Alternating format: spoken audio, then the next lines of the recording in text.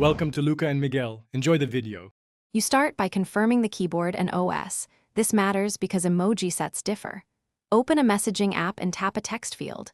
Once done, tap the keyboard icon or long press the globe/emoji key to reveal options. Make sure to select the keyboard you plan to edit, system or third-party, because settings live there. If using a third-party keyboard, open its app from the app list first. This gets you straight into the emoji picker and settings where changes begin. You now choose the emoji or customize it. Browse categories. Emojis are grouped to speed selection. For people emojis, long press to pick skin tone or gender variants. This changes appearance across messages. If you want entirely different emoji styles, install a sticker or emoji plugin from your keyboard app and enable it in settings.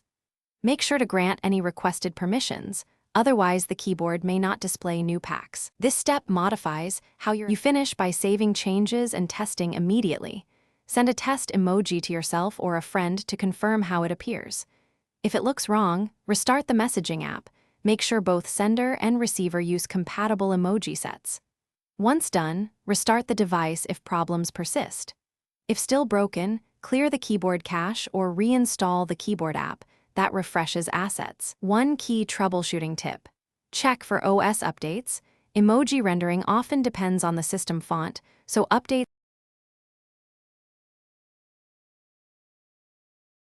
Thanks for watching and please subscribe. It's the best investment you'll ever make.